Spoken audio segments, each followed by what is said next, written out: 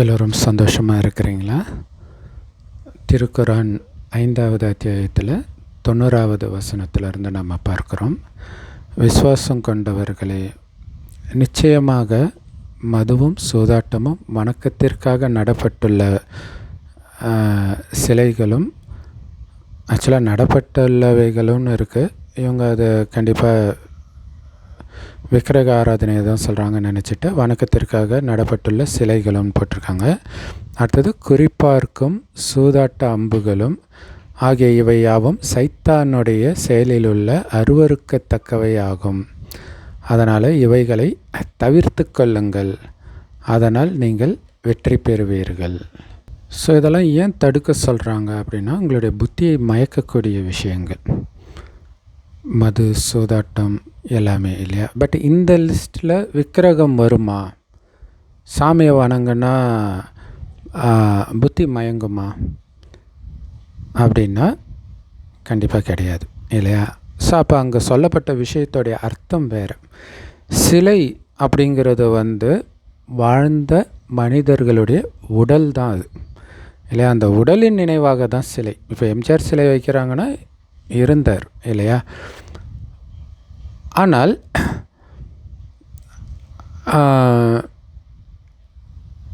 இங்கே இது புத்தியை மயக்குமா அப்படின்னா, அதை வணங்கிறதுனால மயங்காது, ஆனால் மயங்கிறதுனால தான் நீங்கள் வணங்குறீங்க.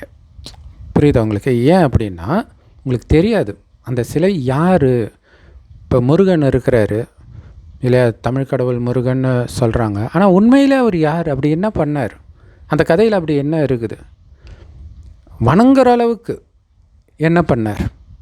இயேசு என்ன பண்ணார்? வணங்குற அளவுக்கு. அல்லாஹ் என்ன பண்ணார்? வணங்குற அளவுக்கு. எந்த மதத்தினருக்குமே தெரியாது. சிவன் என்ன பண்ணார்?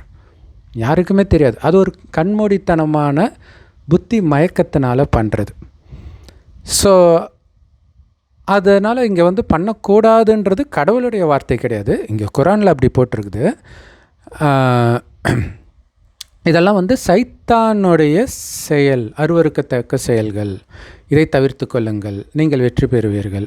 ஸோ இதை பார்க்கும்போது முஸ்லீம் மதத்தை நிறைய பேர் வெறுக்கிறதுக்கு இது ஒரு காரணம். ஏன்னா இது மற்ற மதத்தை வெறுப்புணர்வை தூண்டுது இல்லை? இன்னைய வரைக்கும் உங்களுக்கு தெரியும், யூதர்களை வெறுக்கிறதுக்கு காரணம், இதுக்கு முன்னாடி வசனமே வரும், யூதர்கள் மிக கெட்டவர்கள். அது உண்மையிலே கடவுளுடைய வார்த்தை போல் இருக்குது அப்படின்னு ஒவ்வொரு மதமும் அதை நம்புறது ஒரு முக்கியமான காரணம் இன்றைக்கி உலகம் நாசமாக போகிறதுக்கு. அதே மாதிரி கிறிஸ்தவர்களும் முஸ்லீம்களை எதிர்க்கிறதுக்கு காரணம் என்னென்னா, அவங்க யூதர்களை வெறுக்கிறாங்க. யூதர்கள் கடவுளால் தேர்ந்தெடுக்கப்பட்டவர்கள் அப்படின்னு பைபிளில் போட்டிருக்குது. உண்மையிலே கடவுள் யூதர்களை தான் சொல்கிறாரு போல இருக்குது அப்படின்னு அவங்க நினச்சிட்டு இருக்கிறாங்க. ஸோ இதுதான் மனித வழியை ஃபாலோ பண்ணால் வர பிரச்சனை. இந்த மனித வழியைத்தான் இங்கே விக்கிரக ஆராதனைன்னு சொல்கிறது.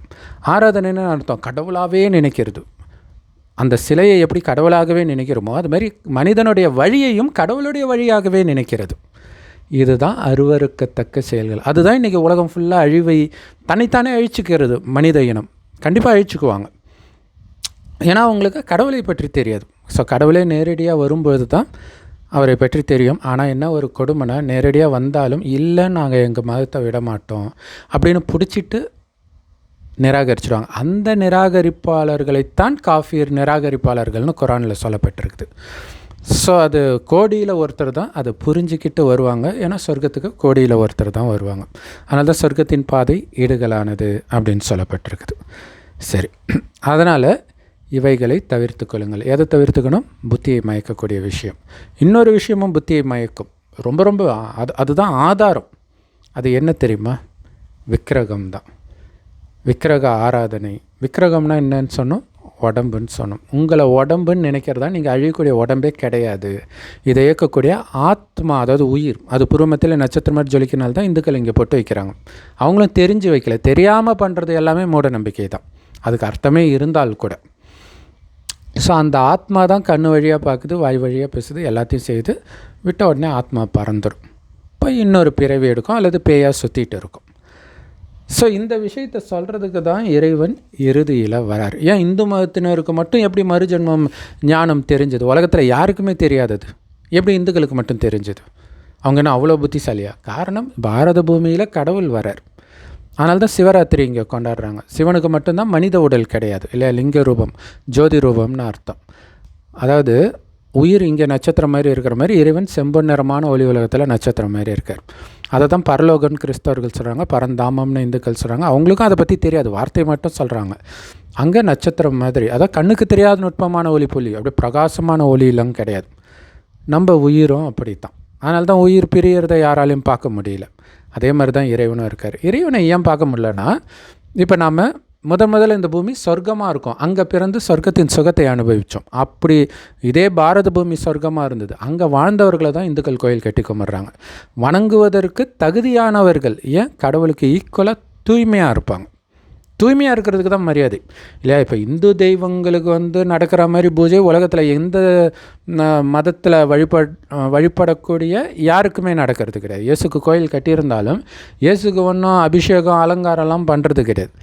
ஏன்னா தூய்மையில் இவங்க நம்பர் 1 தேவதைகள். காமம்னா என்னன்னே தெரியாது, அந்தளவுக்கு தூய்மையாக இருப்பாங்க. இயேசு காலத்தில் அவர் காமத்தில் ஈடுபட்டாரோ இல்லையோ, ஆனால் காமம்னா என்னன்னு அவருக்கு தெரியும். அதனால தானே விபச்சார சந்ததியினர்னு அடிக்கடி திட்டிக்கிட்டே இருக்கார். சரி, அவ்வளவு தூய்மையாக இருந்தவர்கள் இப்போ எங்கே போனாங்க? எங்கேயும் போகலை. மறுஜன்மம் எடுத்து 2500 வருடம் கழிச்சு இதே உலகம் நரகமாக மாறுது. காரணம், தன்னை உடம்புன்னு நினைக்க ஆரம்பிச்சிட்டாங்க. அது வரைக்கும் ஆத்மானான்ற உணர்வில் ஒருவர் ஆத்மான் தான் பார்த்தாங்க, உடல்னே நினைக்க மாட்டாங்க. அதனால தான் அவ்வளோ அழகாக ஆண்களும் பெண்களும் இருந்தாலும் காமம்னா என்னன்னே தெரியாது. கணவனும் மனைவியும் நமக்கு ஒரு வாரிசு வேணும்னு நினைக்கும்போது மனைவி கர்ப்பமாவலே தவிர காமத்தினால் கிடையாது. இதுதான் கோர் மெசேஜ்.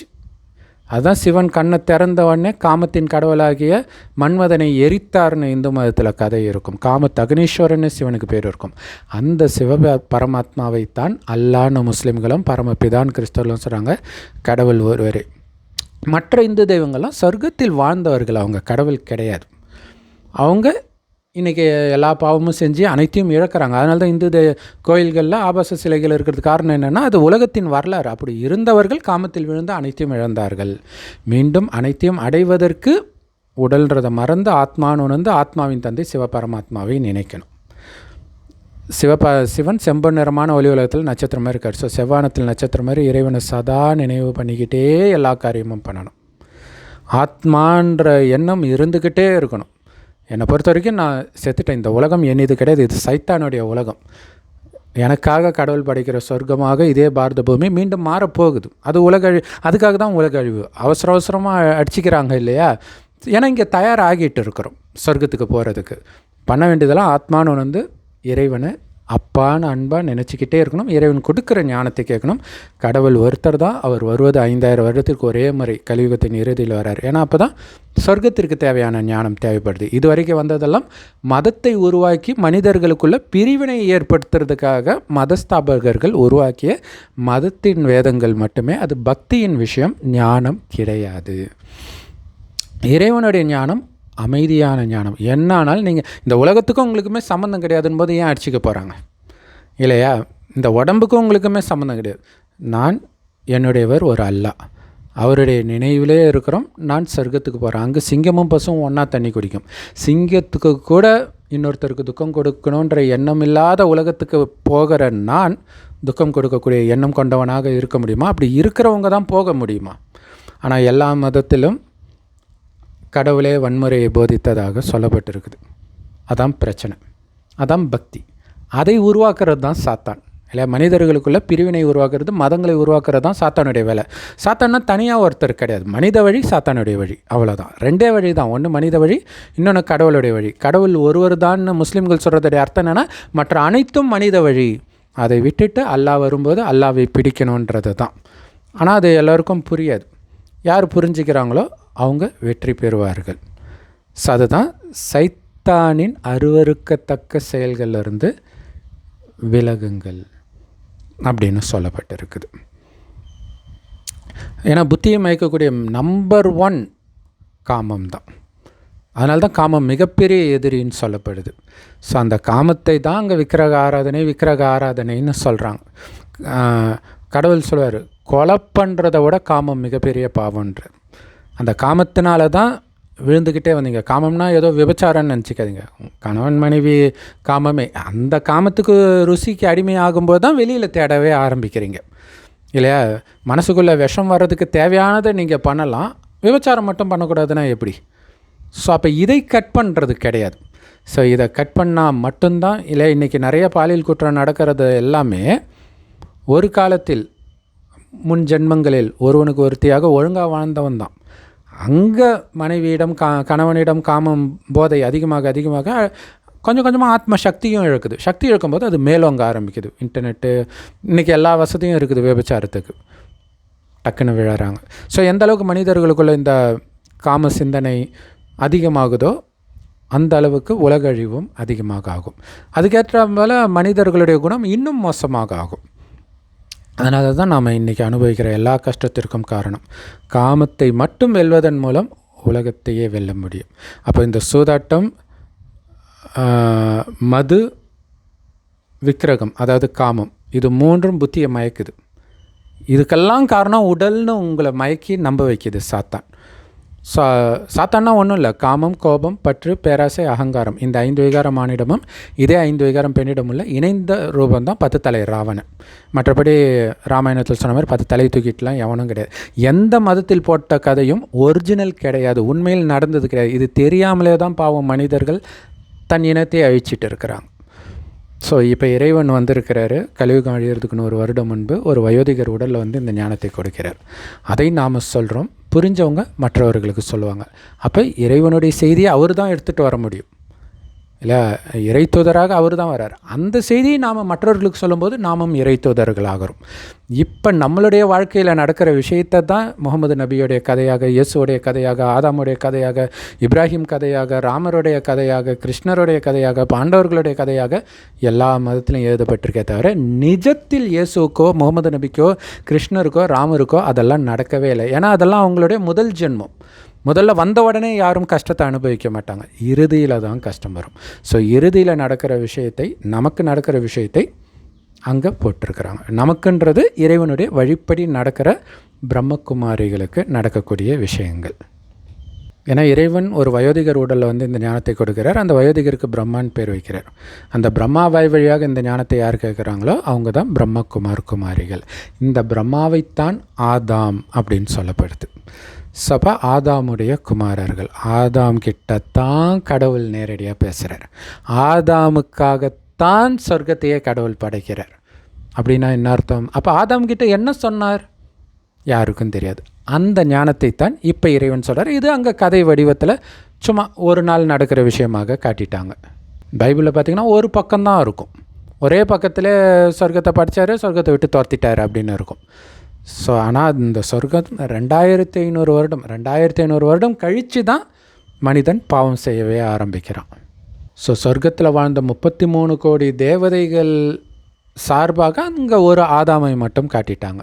இல்லாட்டினா யோசிச்சு பாருங்கள், ஒரே ஒரு ஆதாமியாவலுக்காகவா சொர்க்கத்தை படைப்பார் கடவுள்? பாருங்கள், நிச்சயமாக சைத்தான் நாடுவதெல்லாம் மதுவிலும் சூதாட்டத்திலும் அதன் மூலம் உங்களுக்கு இடையில் விரோதத்தையும் வெறுப்பையும் உண்டு பண்ணவும், அல்லாவையும் நினைவு கூறுவதை விட்டும் தொழுகையை நிறைவேற்றுவதை விட்டும் உங்களை அவன் தடுப்பதுமே ஆகும். இப்போ எங்கே போச்சு விக்கிரகம்? விக்கிரகத்தை பற்றி இங்கே போடலை பாருங்கள் இல்லையா? மதுவும் சூதாட்டத்தின் மூலமாக உங்களுக்குள்ள விரோதம், ஏன்னா புத்தி மயக்க நிலை அடையும். ஆனால் இதை விட, இந்த மது சூதாட்டத்தை விட மயக்கத்தை தோண்டக்கூடியது காமம் இல்லையா? இப்போ இந்த சொத்து பிரச்சனையெல்லாம் திருமணம் ஆன பிறகு தானே வருது இல்லையா? அதுக்கு முன்னாடி வரைக்கும் அதை பற்றி யோசிக்கிறது இல்லை. அதுக்கு அந்த காமத்தில் விழுந்தாலே மனிதனுடைய மனம் கிரிமினலாக மாற ஆரம்பிச்சிடும். ஸோ அப்போ இன்னொரு விஷயம் என்னென்னா, நிறைய மதங்களில்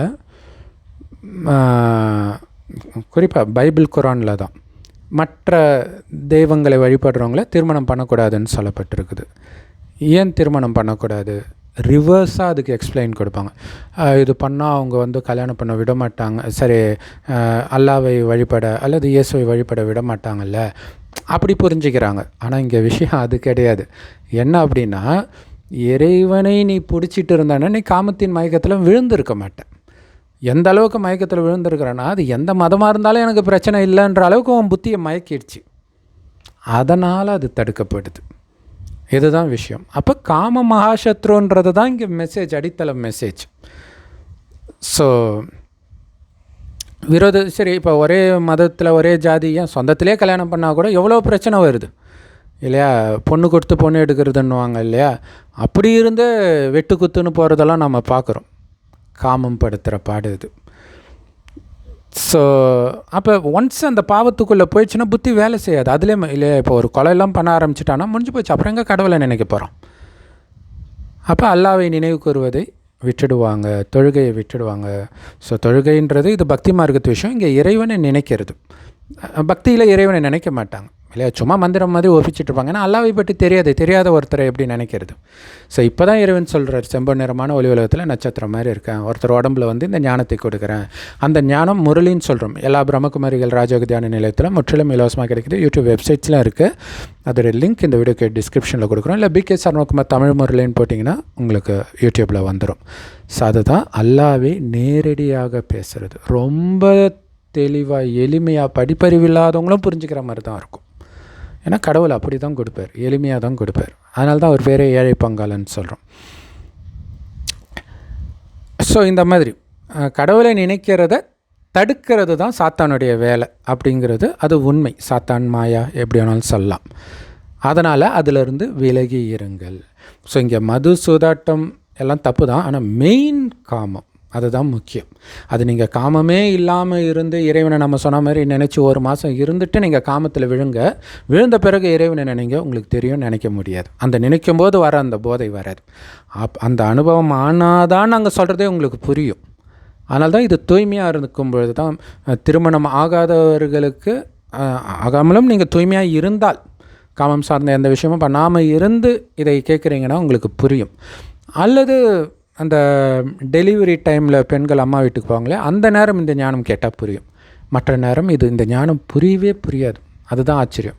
அதுதான் அல்லாவுடைய ஞானம். தூய்மையான ஞானம் கொஞ்சமாவது புத்தி தூய்மையாக இருக்கும் பொழுது தான் புரியும். ஸோ 92 அல்லாவுக்கும் கீழ்ப்படியுங்கள், அவருடைய தூதருக்கும் கீழ்ப்படியுங்கள். ஸோ இங்கே தூதராக இருக்கிறதும் அவர் தான், தூதர் எடுத்துகிட்டு வர்றதும் அவருடைய செய்தியை தான் நம்ம சொல்கிறோம். இங்கே கீழ்ப்படுகிறது இல்லை, அந்த ஞானத்தின்படி நடக்கணும், அவ்வளவுதான். ஸோ அதனால் அதுக்கு மாறு செய்யாமல் இருக்க எச்சரிக்கையாக இருங்கள். அதை மீறாமல் இருக்கணுன்ட்டு எச்சரிக்கையாக இருங்க.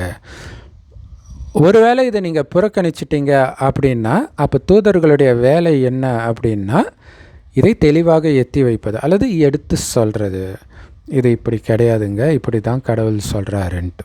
அதோடு முடிஞ்சிச்சு. அதுக்கப்புறம் அவங்க ஃபாலோ பண்ணுறாங்களா இல்லையான்றது அவங்க இஷ்டன்றது இதில் சொல்லப்பட்டிருக்கு. ஆனால் இங்கே அப்படி கிடையாது. இறைவனுடைய அறிமுகத்தை கொடுக்குறோம், ஓகே, இந்த எச்சரிக்கையும் கொடுக்குறோம். மெயினாக முரளி தினம் கேட்போம். தினம் வேறு புதுசாக இருக்கும். நம்மளுடைய குணத்தை மாற்றிக்கிட்டே இருக்கும். அதுதான் முக்கியமான விஷயம் இல்லையா? ஒரு மாதத்துக்கு ஒரு தடவை பார்த்திங்கன்னா குணம் சுத்தமாக நிறைய கெட்ட குணம், அதாவது இதெல்லாம் கெட்ட குணம்னே நமக்கு தெரியாது, அந்த மாதிரி விஷயங்கள் இருக்கும். ஒருத்தர் நாசமாக போகணும்னு நினைக்கிறதே பாவன்றார், ஒருத்தர் ஈஸியாக பார்க்குறதே பாவன்றார். அது நீங்கள் மொபைலில் பார்த்தாலும் சரி. ஸோ இந்த மாதிரி நிறைய விஷயங்கள் இல்லையா? ஆத்மாவை தான் பார்க்கணுன்றார். ஸோ இதெல்லாம் அந்த முரளி கேட்க தான் நம்ம எச்சரிக்கையாகி அதிலிருந்து விடுபடுவோம். கூடவே இறைவனை நினைக்கும் பொழுது தான் இதிலேருந்து விடுபடுறதுக்கான சக்தி ஆத்மாவுக்கு கிடைக்கும். ஓம் சாந்தி. ஸோ நம்ம இப்போ போடுற இந்த செய்திகள் எல்லாம் உலகத்தில் நீங்கள் எந்த மூலையில் தேடினாலும் கிடைக்காது, எந்த மொழியிலையும் கிடைக்காது. ஸோ கோடியில் ஒருத்தருக்கு தான் இது கிடைக்கும்.